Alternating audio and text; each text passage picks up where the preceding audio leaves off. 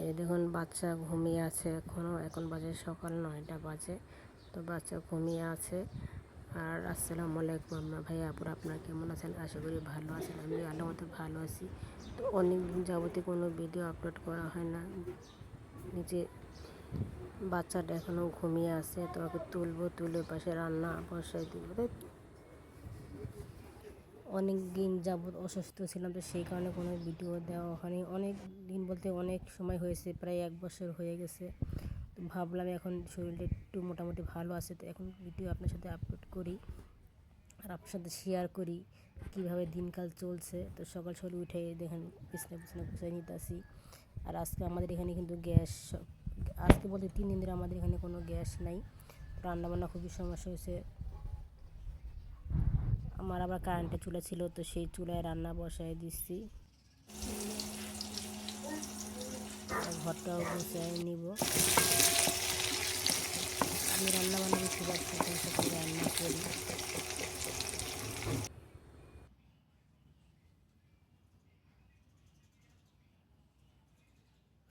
বেশি কিছু রান্না না, অল্প একটু রান্না করবো, শুধু একটু বিরিয়ানি রান্না করব।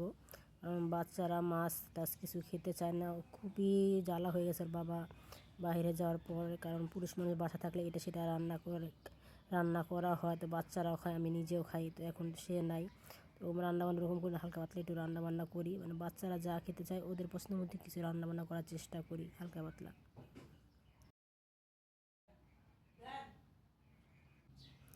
খুবই তাড়াতাড়ি রান্না বসাই দিছি, কারণ আমাদের এখানে গ্যাস নাই। তো সেই কারণে ছোটো বোনের বাবু হয়েছে, তো ওখানে যেতে হবে।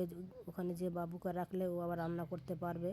আর আসল কথা কি, একা একা তো বাবু নিয়ে রান্নাবান্না করতে খুবই সমস্যা হয়ে যায়। তার বাচ্চাটাও কার কাছে থাকতে চায় না, কেউ রাখলে আর কি কাজ করতে পারে। বা সেটা পানিটা দিয়ে বসাই দিয়ে আমি ঘর দুয়ার গুছিয়ে নিব।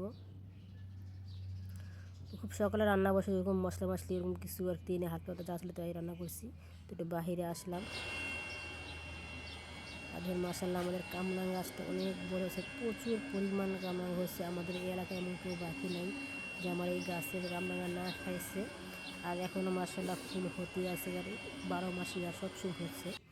আমি ঘর দুয়ারটাও ওরকম গুছাই নিয়েছি। ঘর দুয়ার গুছানো শেষ। গোসল টোসল করেও ছোটো বোনের বাসায় যাব।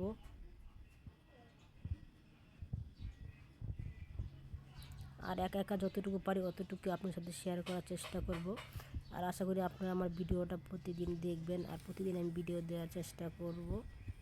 আমার ভিডিও যদি আপনার ভালো লাগে অবশ্যই একটা লাইক দিবেন। আর দেখেন আমার ছেলেটা এই পাশে ঘুম থেকে উঠে মোবাইল টিপছে। তো এখন যাবো ছোটো বোনের বাড়িতে, আমি আর মুস্কান যাচ্ছি। তো আজকের ভিডিওটা এই পর্যন্তই ছিল। আল্লাহ হাফেজ।